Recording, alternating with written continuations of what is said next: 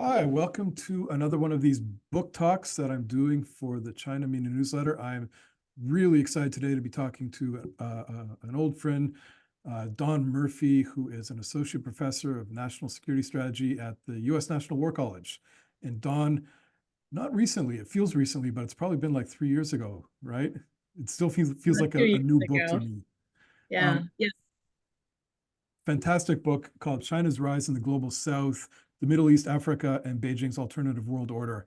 And bravo to you. You got up, you saw this trend a lot earlier than a lot of other people. This global South alignment between China, what it was trying to do in its foreign policy. What was it that you were seeing that other people didn't see back then? I think it's important to frame it that this book actually started out a long time ago, started in 2008.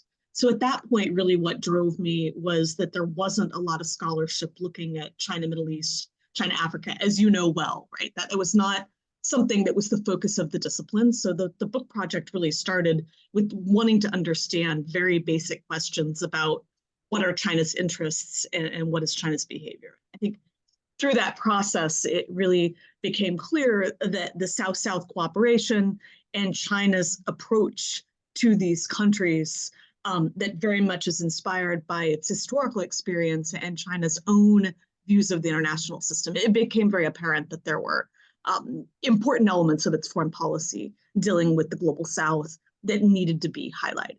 But it started out with a very simple question of what's driving China's behavior and how can understanding China's behavior in these regions help us better comprehend its rise as a global power in the broader international system. Sure. But you started out, you're China first, right? You were a China scholar. Why did Yes. you choose Africa and the Middle East? Was it that's what you found, or was there something that made you think, I think this is where the story is?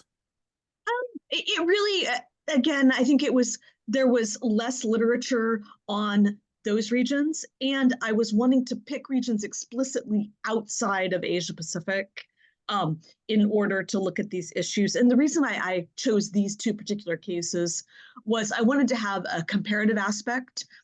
As you know, most studies tend to look at China's relations with a country or with a region, but I thought it was important to look at two regions. And so picking one region that was a vital national interest for the US, the Middle East. And I think especially at that point, the mid 2000s, obviously a lot of US foreign policy was focused on the Middle East, on the wars, in Iraq, for example.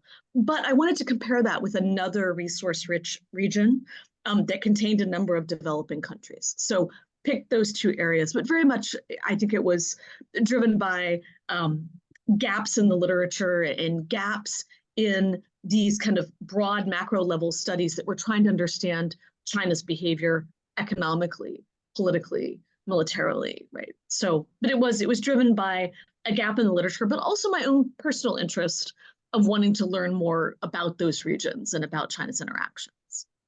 Well, you did a great job of it. It's interesting because so if you're looking at this and starting in 2008, most of the story at this time was still China's, reform era China, where it's looking at advanced economies to learn from them and, to figure out how to continue building this bridge to a fully developed country.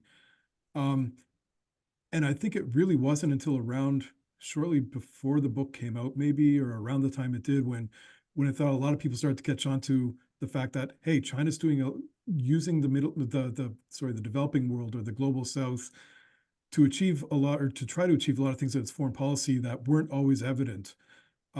It became more evident with things like the Global Development or Security or Civilization Initiative, but you really did see in the late teens that China was engaging a lot more in strategic ways. You do a good job of pointing out that China's always considered these countries and regions very important. But again, it wasn't evident to everybody. So what is it, do you think, about the Global South? I mean, I've got my explanations, but for you, what is it about this that makes it important to China? Right. And I guess I should preface it on your questions of what drove this. Part of it also was early in the stages of the research for the book. I was a visiting scholar with the Chinese Academy of Social Sciences in Beijing from 2009 to 2010. and then in 2010 doing field research in Egypt, which very much is this intersection between the Middle East and Africa. And then later being fortunate enough to do quite a bit of field research in the Arab Gulf, in South Africa, in a number of countries, right? And so that's what continued my interest in these things. As far as what about the global South, Africa and Middle East in particular, I think part of what's appealing to China, one aspect is that it views these regions as being full of countries that share its views about the international system, broadly defined. So a focus on sovereignty, a very strict interpretation of sovereignty, a discomfort on a certain level with certain aspects of political elements of the liberal order, right? So very much many of the countries in these regions coming from a post-colonial environment, being sensitive to sovereignty issues, and even if the countries have a deep commitment to Western-oriented human rights, for example, not wanting other countries to critique their internal systems. Also, kind of shared values within these regions of wanting to have more of a voice for developing countries in the international system, whether that's the United Nations or the International Monetary Fund, the World Bank, other configurations. So I think China very much picked up on those themes. There's also a number of kind of broader elements of Chinese foreign policy that I think has resonated with the global South. So for example, the Palestinians, and we don't have enough time to go into detail about this, but I know you track this carefully. China, for a very long time, has had an interest in the Palestinian cause. During the Mao era, that was providing material support to various Palestinian groups. But even since it established relations in 1992 with Israel, China has continued to have a relatively Palestinian-leaning position. And I think that has resonated with many countries in the global South, just as an example of a specific issue. So I think China has shared values with countries in these regions, in some ways looks at the liberal international order in a similar way. And on top of that, as relations between the US and China are souring at a bilateral level and more globally, I think these regions, the Middle East, Africa, these very important markets for Chinese goods and services, countries for China to cooperate with for technological cooperation in the future. I think these regions and the global South broadly has become much more important in China's calculus going forward about where it wants to focus its energy. So in many ways, I think it's a backup plan that if relations with the US or Western Europe truly become deeply problematic, China has all of these other countries that share its values and that are not necessarily going to shy away from it based on its own domestic governance or its approach to the international order. Yeah, it's interesting because I remember talking about this kind of normative affinity to governance that you're referring to. And I was having a conversation with an Arab colleague, and they gave me a pretty quick rebuke, and they said, like on a state-to-state level, sure, but a lot of publics will look at this and get very upset because it's kind of reinforcing things that we don't necessarily like about how our states work. And engaging with China kind of reinforces a lot of authoritarian tendencies in some countries. So it's a really problematic, it's hard to know where the line ends between, China's working with these countries and people appreciate it because they're getting loans or they're getting development, or do they resent it and think like you're reinforcing this stuff that's making our lives more difficult. So it's a pretty tough tightrope, I think, for Beijing to try to walk. Yeah, I think it's a fine line, and I think that there are those contradictions in China's behavior that very much could play out. But I think my stance on this, at least at this point, is the economic proposition that China has to offer, the growth that it's been able to facilitate in many ways, the ways in which its vision for its economic interactions complements the development strategies of many of these countries, as well as some of the other kind of positive political aspects of advocating for the global South, advocating for these causes that I've described before, foreign aid, as well as I think the way in which China's positioned itself not as a security provider, not as a unilateral military power in Africa, in the Middle East, I think resonates in many ways. But you bring up an important point. I mean, we're talking about 53 countries on the continent of Africa and, as well as other states, in the Middle East. We're talking about a lot of different regimes, a lot of different interactions and relationships between the public, broadly defined, and those that govern, that there is, I think, a lot of complexity. I do think, though, that China has tried to the degree possible to modify its behavior as those critiques occur. And so, some examples of that would be their lending in many African countries. As the critique started, I think they have tried to have their lending be more sustainable, more, sensitive to the needs of local populations.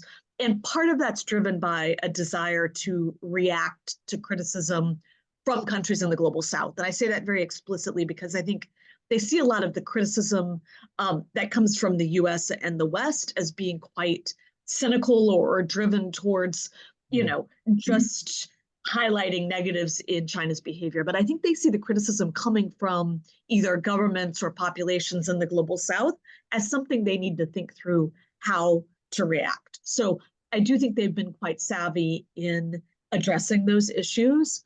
But the fact that China's authoritarian governance system and its lack of concern about the regime types that it's dealing with and the technology it sells to facilitate additional monitoring of populations, for example. I don't think China's necessarily selling that to promote a different governance structure, but the fact that they are not particularly concerned about what the regimes are that are buying these technologies, the ultimate impact could be what you're describing, that it supports authoritarian rule in a number of countries that could have a backlash from populations. Yeah, and I think at the same time, like identifying that very obvious undercurrent of dissatisfaction with the liberal world order or whatever name you want to give it. Yeah. And a lot of the associated hypocrisy of it. I mean, that's really easy to tap into. I did an event in Cairo a couple of years ago, and this person who was educated at American universities where she did her PhD, she'd worked at an American institution for most of her career. But she said, the way China speaks about alternative governance models resonates. The way that they point out that we're all sick of hearing Western countries telling us how to do things and criticizing us creates a normative affinity that's really, really something we can all agree on. At the same time, she said, beyond that normative affinity, there's almost nothing there because we don't really know China. We don't really have a lot of historical connectivity. We're doing stuff now in trade or in infrastructure, but we don't really know it. And it's interesting because I think China was early on this, but you can see that space is getting competitive. Like if you remember the G20 summit in Delhi, where Modi said, you know what, we see ourselves as a leader of the global South. Mm-hmm. And I went to a conference in Armenia last month, and it was being co-hosted by the Armenian Foreign Ministry and the ORF, a New Delhi think tank. Mostly what it was talking about was South-South cooperation. The word China almost never came up throughout the whole 3 days. They were talking about how can developing countries work together, learn from each other, share examples of things that worked. And it was kind of weird to never hear anybody talk about great power competition or, the China model. They were just saying like, hey, what can we learn from each other? So I think, good for China. They identified something that seemed like a lot of low-hanging fruit. But it is going to be hard to continue to pluck that fruit as other countries or other ambitious leaders are probably going to try to, take advantage of that same dynamic. Yeah, I would agree. I should have said much earlier in our conversation that the views that I expressed today are my own and they don't represent the U.S. government in any way, right? So, I think you're talking about an important point that throughout the global South, this rising narrative of South-South cooperation, the rise of, the other countries in the global South, whether that's India or Brazil or Turkey or South Africa, or the list goes on and on. I do think there's that dynamic, and that a lot of what China has done resonates with that. But I think an important question is, why does it resonate? And I would argue that part of why it resonates is that China, whether you agree with it or not, and I don't mean you, I just mean broadly as far as viewers that are thinking about this, whether they agree with it or not, I do think China in many ways still conceptualizes itself as a developing country. It both sees itself as rising, but very much has been informed by its own experience of what it calls a century of humiliation. I think it still feels as though it's been held down by the West, that it does actually share interests with these other countries. So you raise an interesting point. How much of this is about China leading the global South, where there is that element, and that's something that you've mentioned: the Global Development Initiative, the Global Security Initiative, the Global Civilizational Initiative, the Belt and Road, the various cooperation forums that China's establishing, really making BRICS a more robust organization. There's many ways in which China's attempting to lead this group. But I think part of why ultimately countries may not fully buy in to China's leadership, but why there's a space for China, is that it actually sees itself in this way and shares those interests. Even I don't write a lot about climate change and climate agreements, but if I think about the differentiated responsibilities arguments that China, India, and other countries in the global South make, I think that actually is a genuinely held belief that the leadership of those countries have. But it's also used instrumentally in order to get the best deal possible. So I think in some ways it's hard to disaggregate these issues of identity and how China views itself.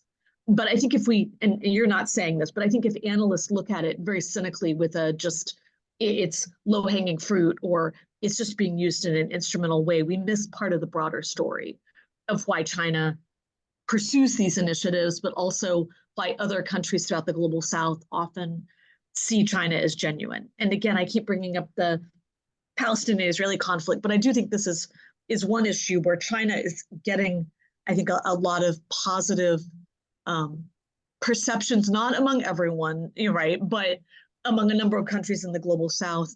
The fact that they've remained consistent in their stance regarding their support for the Palestinians over the last year, I think that has resonated. And I think part of why it can resonate is that China's been saying the same things for decades. It's not as though it developed a position on October 7th.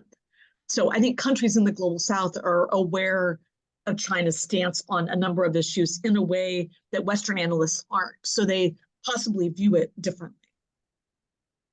Yeah, those are all good points. And I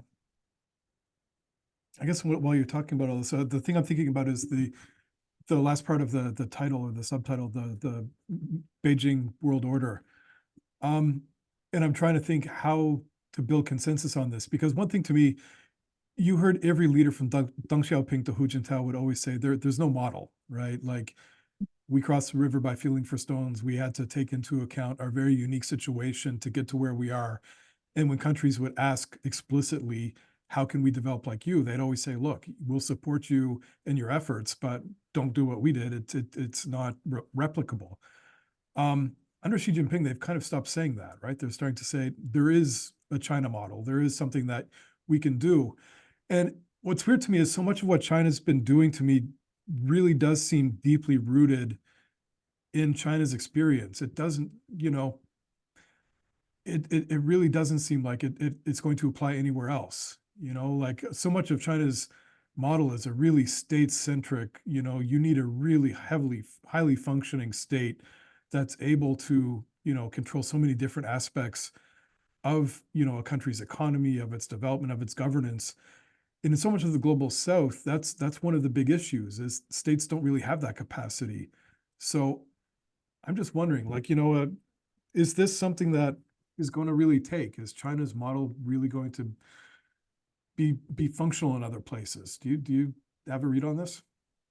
Yeah, and so I look at this, I mean, I should be clear, in the book, when I'm talking about an alternative order, I'm very much describing, for example, the cooperation forums that China has established, for one for Africa, one for the Arab states.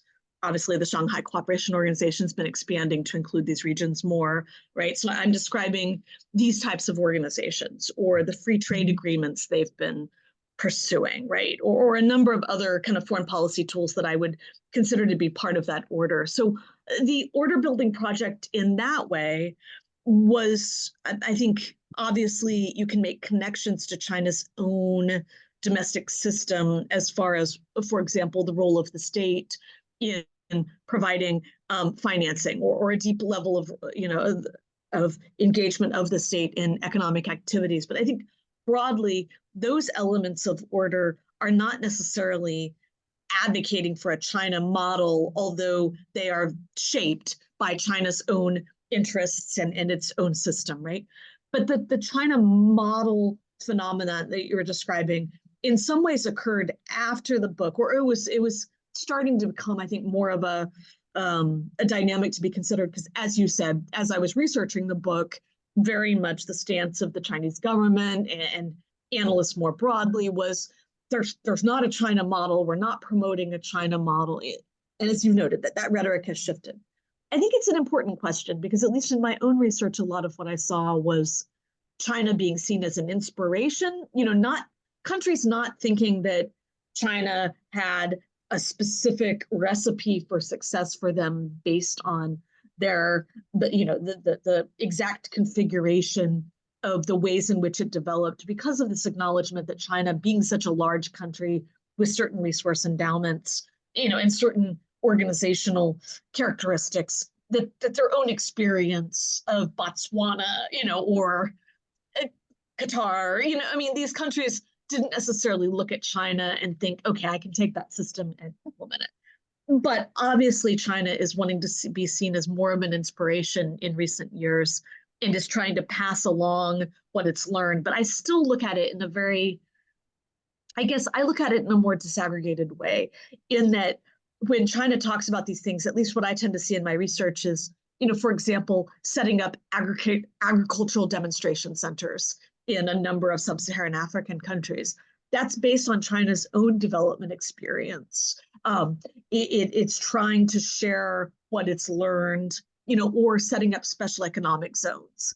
That's based on China's own experience, but that's not necessarily going in and telling a government, this is how you should structure your government or your economic system. So I still think, although China's more comfortable now with talking about a China approach or a China model, it's still kind of an ambiguous enough concept that they're able to get traction, but I think maybe not the same critique as you might expect from something more like the Washington Consensus, or, when the US, you very much lived this experience that in the 90s, for example, the West and the US having a very specific recipe for what economic development should look like, based on various aspects of the liberal international order. I don't think China has that right now, although they talk more about China serving as a model for the developing world.